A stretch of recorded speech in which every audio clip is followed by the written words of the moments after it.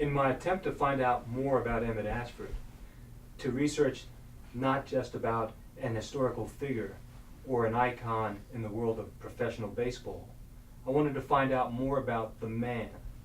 So I was fortunate enough to meet a man who knew him as an umpire and who knew him as a citizen of Los Angeles. I was fortunate enough to speak with Mr. Brad Pye. Mr. Pye, my first question, are you a native Angelino? No, I'm a native of Plain Dealing, Louisiana. What brought you to Los Angeles? I ran away from home when I was 12 years old because I couldn't get along with my stepfather, and I was out here by myself until I was 16 years old. My mother came out. You mentioned earlier that you had been in the Marine Corps. Yeah, I was in the Marine. I was a California Marine. I was stationed I went to boot camp in San Diego, and then I went to 100 Harrison Street, the United States Depot of Supplies, and I served as a part-time librarian, I issued athletic equipment, and I was a blood procurement officer, what they call me. We were successful in getting the Gary Theater to donate a movie pass, and that was something for a major theater. I mean, when you're making $86 every 2 weeks, I mean, a movie pass was something special. What year was that? Well, it must have been 52, 53. I was in the Marine Corps from 1952 to 1954. Had you always been interested in writing? Yeah, when I was in junior high school, I was fascinated by the printing press. So even in grammar school, I used to try to write poetry. And one time I wrote this girl a note, and the teacher saw me pass it to her, so she made me read it to the whole class. In terms of you becoming a writer, was there anything that you did, like perhaps interns at a newspaper? Well, when I was at Jefferson High School, I was a sports editor of the Jeffersonian, and we got out, there was only 20 weeks in the semester. We got out 22 editions because one of the guys who were helping me lost his job because we all were so dedicated. And so we had a fantastic track team. So we wanted to publicize the track team. And the California Eagle ran our stories that we ran in the Jeffersonian. And we saw our bylines, and, you know, it was inspiring because I always wanted to be a writer, and my goal was to be sports editor of the Los Angeles Sentinel because I thought they did a crummy job and I could do a better job. And so eventually in 1955, when A.S. Doc Young went back to Jet magazine, he recommended me as a sports editor. So I was a sports editor from 1955 until 1983, I believe it was. That's a very large expanse of time. Can you give me, in your estimation, what was some of the things that come to mind when you consider the racial climate? 1955 Los Angeles, 1965 Los Angeles. Well, there was discrimination, segregation was prevalent. You know, we couldn't sit in the publicly owned Coliseum press box. So we fought that for 3 years. We went to an alleged Coliseum committee. It was composed of the sports information director from SC and the sports director from UCLA, Bill Nicholas, who was the general manager of the Coliseum. You can't have non-commissioners on a committee. So we didn't know this. So they told us no, and it was me, Brock Brockenberry, and attorney Jim Gordon. We just kept pushing, and we finally went before the entire Coliseum Commission, and they told us no. Only one person stood up for us. That was Kenny Hahn. Kenny Hahn said, "I am ashamed to be on this commission when my friend Leon Washington's sports editor can't sit in this publicly owned Coliseum press box, and I'm going to see what I can do about it." So on Christmas Eve, Brock Brockenberry and I were talking about what we were getting for our children for Christmas. Simultaneously, we said, we're going at this thing wrong. We should go after their bosses. So we went to see Dr. Toppin, who was the president of SC. And he said, "I don't know why you can't sit in the press box." He said, "When SC play their first game in September, you'll be in the press box." So we went to see Chancellor Murphy. He was leaving as we got there. He had to go to an emergency regents meeting, and our feathers fell. And he said, "Brad and Brock, I am sorry. I have to go to this emergency meeting." He said, "Go talk to Vice Chancellor Young. It's just like talking to me." So we went in. So we told him that Dr. Toppin said that when SC plays in September, we'd be in the press box. He says, "I'm not a betting man, but I'll bet you $25 when UCLA play that first game in the Coliseum, you'll be in the press box." So during this deliberation, we met with one committee, and it said, "Who's going to tell Mrs. Chandler that her 9 sports editors can't sit in the press box because we have to make room for you?" And Brock says, "I'll tell her." You know, getting back to USC, SC didn't have a black football player from 1925 to 1950. They recruited one of the greatest running backs in the history of Pasadena City College. I was in the Marine Corps at the time. They put him in on one play against Stanford and took him out. And it just destroyed the guy. He wound up as a worker at Crenshaw High School, a giant type of person. And he just disappeared, you know. But he was a great running back. And they were undefeated for 2 years. And his teammate, who played for Stanford, started at Stanford. But he was better than his teammate, but he couldn't play at SC. And SC's first black football player was my gym teacher at Jefferson High School. His name was Bryce U. Taylor.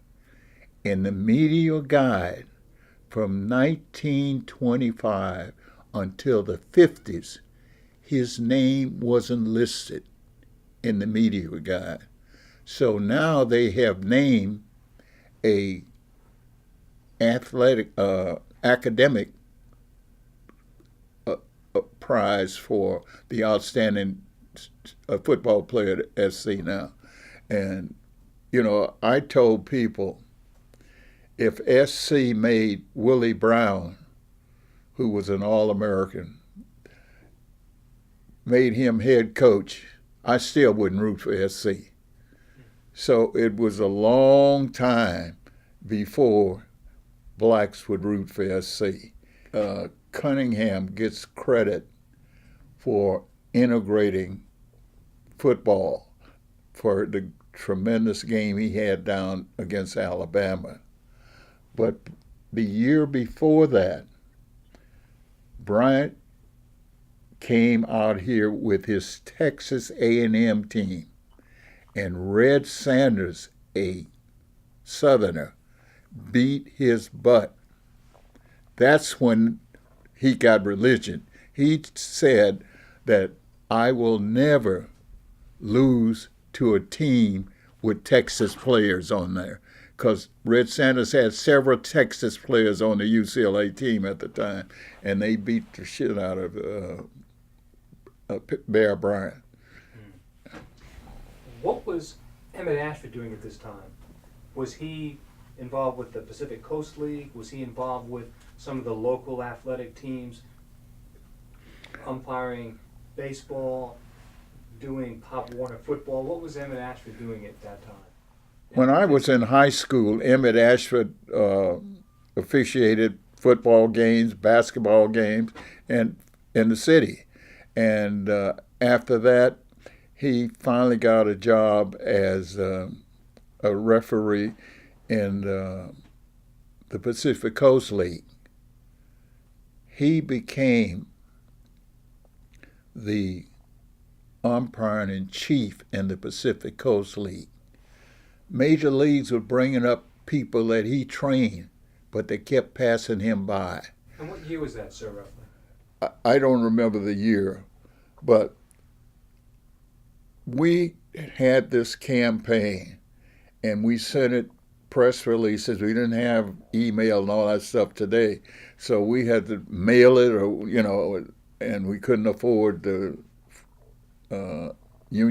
Western Union, so we had to mail these press releases. And I was in Baltimore for an Angel game.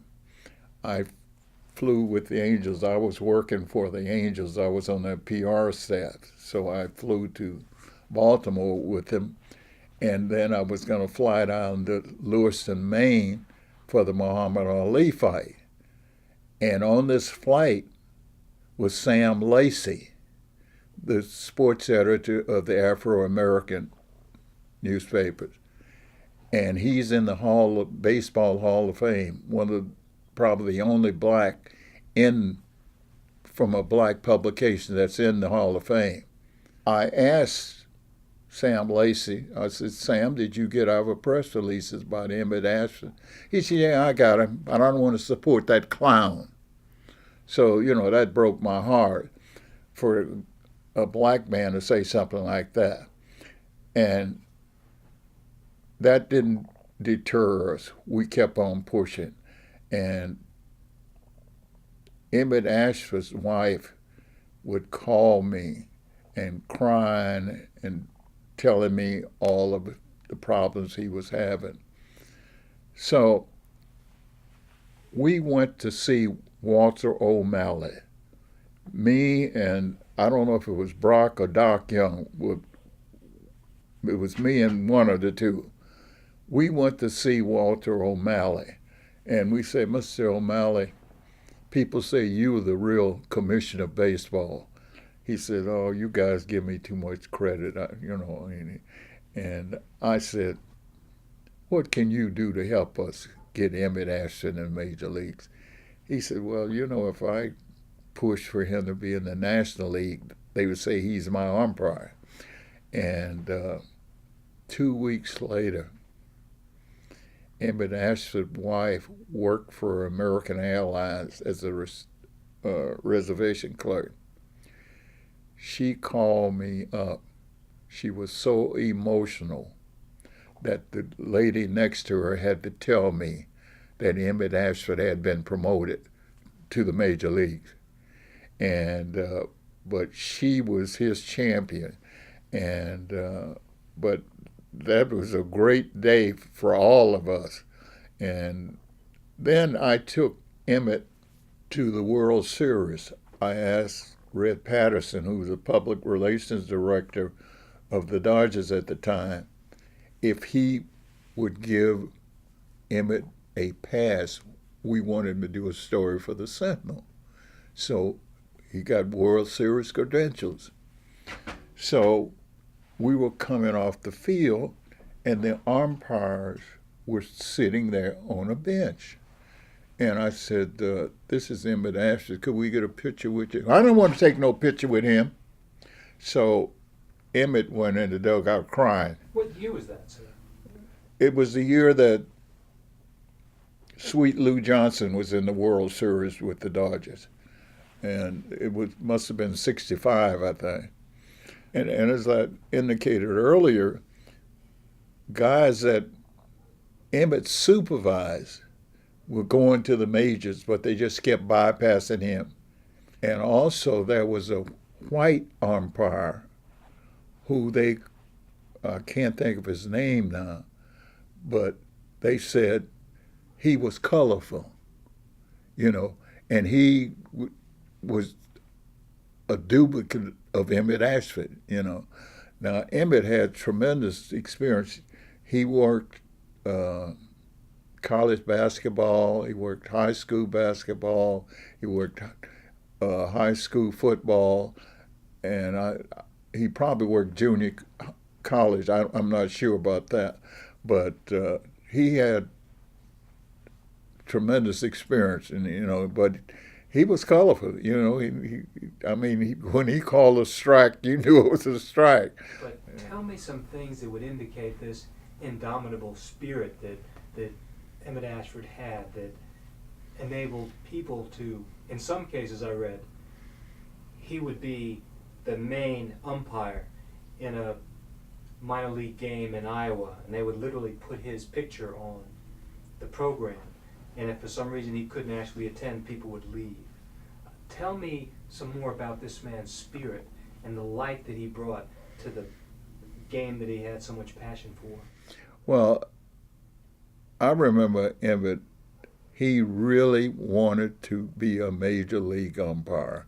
And everything he did, all of these experiences he had, all of the objections he faced, he just kept pushing. And I don't know, he had to be the Jackie Robinson of umpires. He took the kind of punishment that Jackie had to endure and couldn't fight back, but he still hung in there and believed that, it was possible in America for him to be an umpire. So do you think that he was a man with a plan?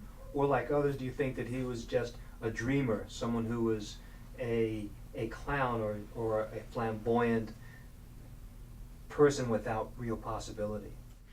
No, I just think he believed that he could be a major league umpire. He believed he had when you supervise umpires and they go up, you got to believe that they put you in that position. He was umpiring in chief, I don't know, almost a decade before he got a chance to, and then he was such a ambassador for Major League Baseball. Once he got in, Commissioner Bowie Kuhn put him on his staff after he retired, and so here a guy would make a contribution to baseball.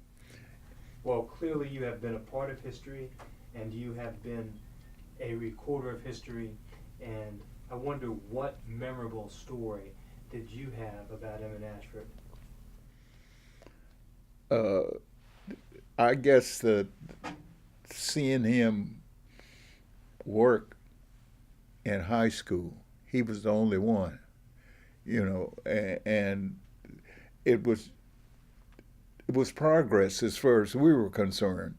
And then you see him doing some UCLA games, basketball games, and I don't think he ever worked any football games, but he worked basketball in all levels, and that's what I remember about Emmett. And I remember him when I was in high school, and you look around and you don't see nobody else look like him, and he opened the way for blacks in the Pacific Coast League. In terms of Sam Lacey, do you think that it was the pressure of the time and the necessity for some African American men to feel that their public persona or how they were perceived by the public was extremely important? What do you think was maybe personal? That there was just something that he, as a man, Sam Lacey, didn't like about Emmett Ashford?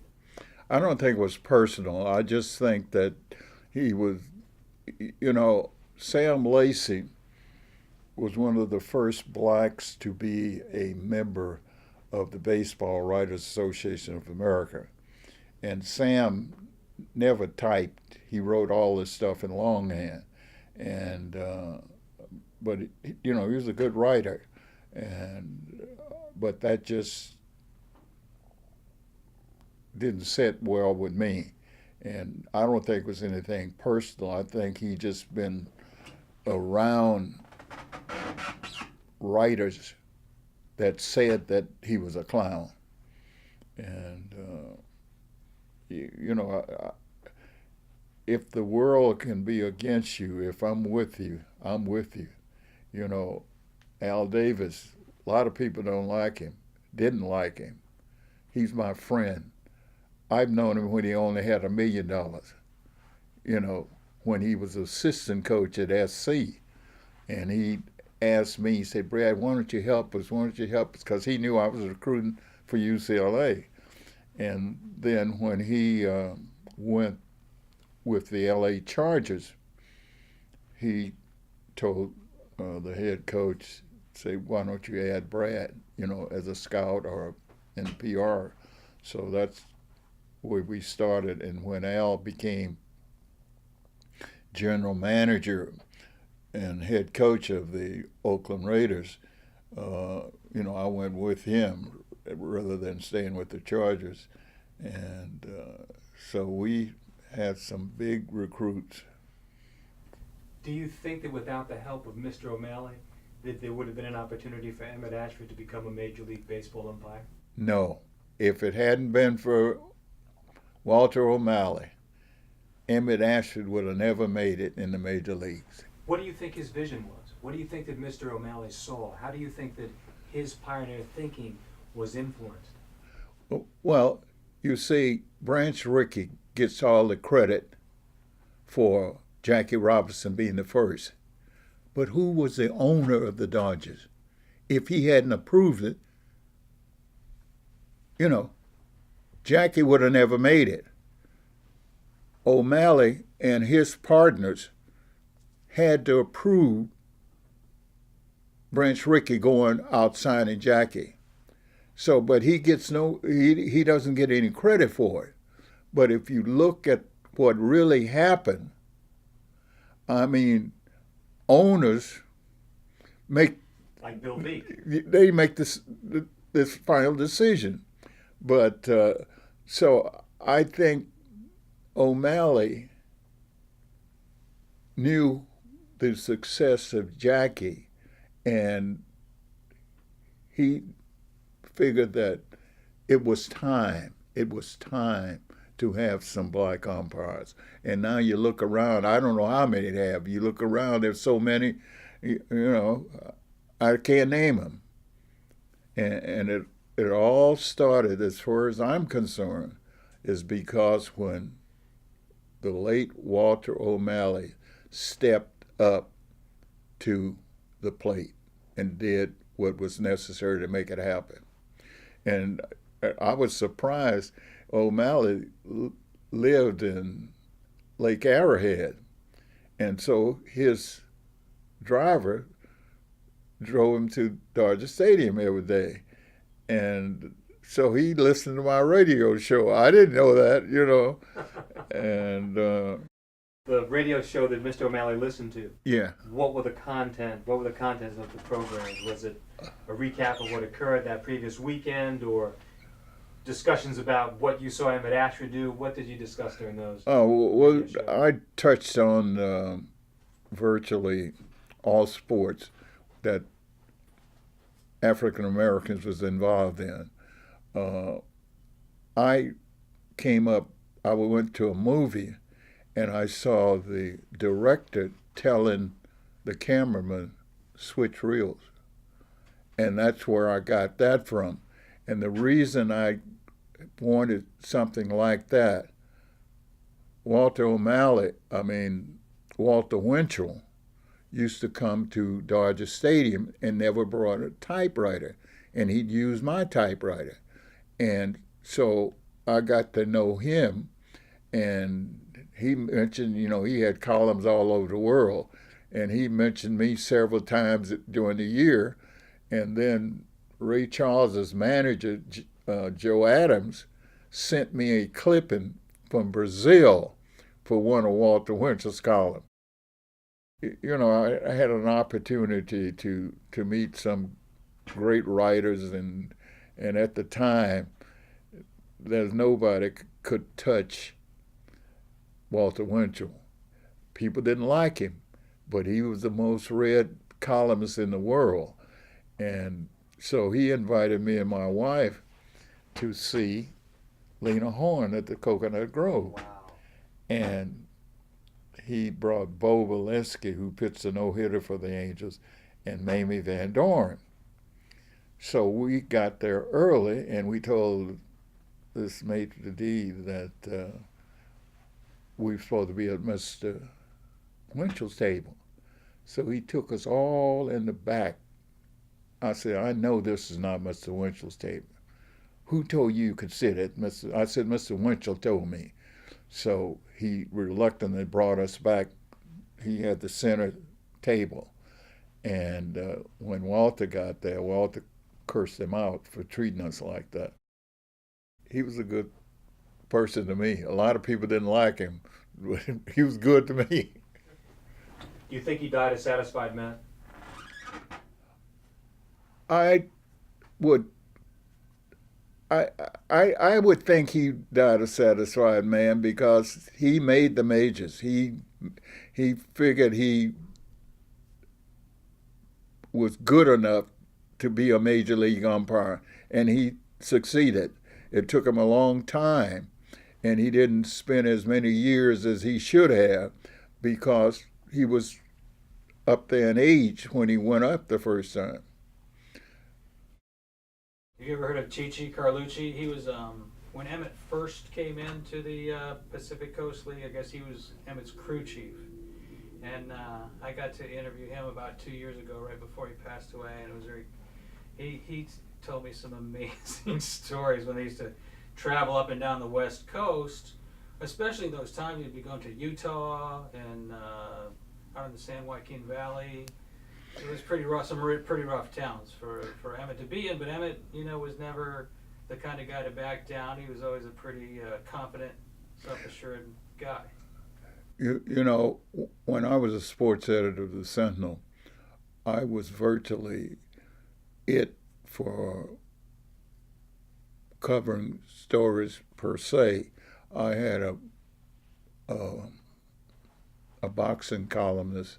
I had a tennis columnist who was the late Maggie Hathaway, who really was a champion in getting Lee Elder and Charlie Sifford in big time golf, but they didn't give her credit because she would embarrass us sometime with her being so pushy, and but she got things done, and she was really instrumental in Lee Elder playing in the Masters for the first time. So you got to hang around with Jim Brown a little bit? Yeah, I remember Jim Brown was one of my favorites because when I go in the dressing room, I was the only black reporter there, and there was no Jim Hills, no Brian Gumbles. I was it. And Jim Brown always said, Brad, do you have all the information you need? And just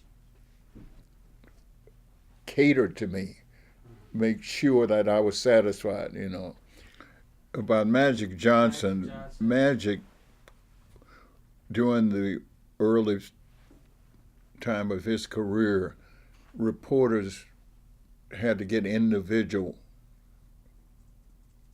recordings, but now the whole group that. But Magic would stay in that dressing room and answer any individual question.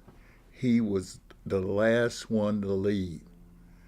Kareem was the first to leave. Kareem, I stepped up on the bench there in his towel. Get off my towel. So, he just had a bad attitude. He was a brilliant man, but he just had a bad attitude. And he later admitted that a lot of things didn't come his way because of his attitude. Now, I was at Staples Center one night, and I didn't see him. Hi, Brad Pye, how you doing? He shocked me. But Kareem? but Magic Magic. is, everybody loved Magic because he was so accessible, and he was in the community, and the theater editor of the Sentinel, she adopted him as her son, and so he was always in the community. And Well, he did a lot of great things for the community. By Leimert Park, he took over the film Yeah. studios. Well, cinema, and, that's what Dave Anderson yeah. criticized us for. Oh yeah, you were starting to tell that story. The Yeah. editor of the New York Times sports section. I recommended to Kenny that he name that park for Magic Johnson. So Dave Anderson wrote a story criticizing us for doing it. It says he's no hero, and but he became a hero, a bigger hero now than he was as a basketball player, and everything he touches turns to gold, and but he has really helped this city and the world, Yeah, he sure has, especially taking over the Dodgers recently. Yeah, and nobody else could have been as effective as a Dodgers spokesman than Magic. Yeah. Kareem couldn't do it, Don Newcomb couldn't do it, and he was a great Dodger player, and Maury Wills couldn't do it, and he's an assistant coach now, but none of them had the magnetism of Magic. And You know what I find it very interesting. You look at you've just been alluding to the whole thing. Kareem, his attitude, because I've met him like 3 times, worked with him actually, and interesting thing. I mean, he's a nice enough guy, but he's just not effusive. I think John Wooden had something to do with him he wouldn't let him talk to the press. And when he was a freshman, they beat the varsity because the freshmen weren't eligible. They became the next year. But so I think John Wooden overprotected him and didn't let him speak for himself. And he just became a good student and a great basketball player, but he just didn't share himself with the community. Now, I believe Coach Wooden was partially instrumental in breaking the color barrier as far as college basketball teams traveling through the Midwest back in the day. Were you able to cover any of that kind of those kind of historical events that were happening back then? Or I know there were a lot of hotels that wouldn't let African American players stay there and things like that. So did you get to witness a bit? I'm sure. Well, I that stuff. I talked to a lot of John players, and I'm cognizant of what he did to improve things. I made a recommendation to the Brotherhood Crusade that No, it was the Urban League. And I recommended John Wooden for the award, and he was the first recipient of the award. And I introduced him at the Urban League's dinner. They have a big dinner every year, and it's really grown now. Yeah. They honored me at the old Roger Young Auditorium after 15 years at the Sentinel, and John Wooden came. Tommy Protho came, Al Davis came, Art Powell, he brought him down. I was just surprised. And the MC of half of the program was Jim Healy. Wow. Jim Healy would quote me daily, and so everybody thought I was paying Jim Healy, but I was saying things it wasn't appropriate for him to say, so he would quote me as saying it. You know. Another big basketball names who were big time guys are obviously Wilt Chamberlain and Bill Russell. Did you have any experiences covering their games? I know the Celtics Laker rivalry was a pretty huge thing. I was a ghostwriter for Wilt Chamberlain when he endorsed Nixon for president, and we went to Miami Beach for 2 weeks and for the convention for Wilt to help him. And Wilt backed out when he got Agnew as his vice president. So after the convention, me and Wilt went to San Diego to talk to Nixon. And so Nixon came and we talked to him about 10 or 15 minutes. And Wilt told him he was unhappy with his vice president. And also, where Wilt helped him, there were 6 delegates from Maryland who hated Agnew, and they weren't going to vote for Nixon. So after Wilt talked to him, they voted for Nixon. And we had a list of the delegates that were going to vote for Nixon. Exactly, the number came in exactly as we had been told. And Wilt brought those 6 blacks from Maryland over on his side. So Wilt got a little... And they recruited delegates like you recruit football players. And they knew what kind of liquor you would drink. They knew what kind of flowers your wife, you know. And when you got to your room, all of that stuff was there. And that was an eye-opener to me. I believe Wilt when he said the number of women he went to bed with. We were in Miami Beach. Wilt didn't want to be bothered. We were sitting over there listening to a band that played at his club in New York. And a girl came over to me. I was on the end. She said, "Is that Wilt?" And I said, "Yeah, introduce me." So Wilt didn't, you know, he was nice to him. It was 2 of them. And Wilt took one of them home with us. We had a limousine, and he sent the other one. They lived in Miami. He sent the other one home. So the other one came over to pick up the one that spent the night with Wilt. And Wilt said he paged me on the PA system. I was in the coffee shop, and I didn't hear the page. So he says, "Well, I called you. I couldn't find you." So I knocked off both of them.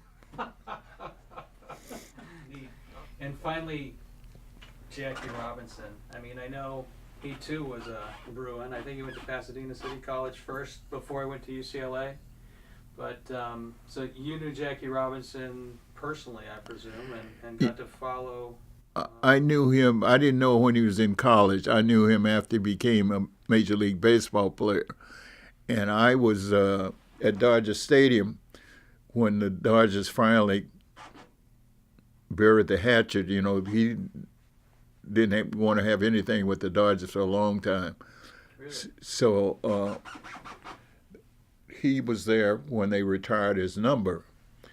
And there was a young boy up in the stands. He said, "Can you get me Jackie Robinson's autograph?" So I went and got his program, and Jackie graciously signed it. I said, "Jackie, do you ever get tired of signing autographs?" He says, "No." He said, "When they stop asking me, I know I'm in trouble." And I've had any number of people who thank me for things that I did that I didn't know I did. I know when I was working for Kenny Hahn, I worked for him for 6 years, and I went to his office as the lowest deputy on the staff. And in August, so Kenny called me in the office in October, and he said, "Brad, I hear nothing but good things how you represent me in the community, and I'm going to promote you to my new assistant chief deputy." He said, "But first, I'm going to tell my chief deputy what I'm going to do." So the chief deputy calls me in, and he said, "Brad said, why don't you let Kenny promote you to senior deputy, 5th step, and come back in January and promote you to a new assistant chief deputy for morale's sake." So I went to Kenny and told him, that was no problem. He says, "Who's morale?" He says, "I know what's good for me, And so he said, "Now, if you want to go along with that, you can, but I'm prepared today to promote you to my new assistant chief deputy." On a Sunday, "Hi, Brad, this is Kenny. I don't like what Moss did. Effective right now, you my new assistant chief deputy." I went from 40,000 to 90,000 from August to October. Wow. And Kenny's wife told him that, "Kenny, if you had hired Brad 10 years ago, you wouldn't have had that stroke." But Kenny was a great man. And loyal. That's fantastic. Now you still write?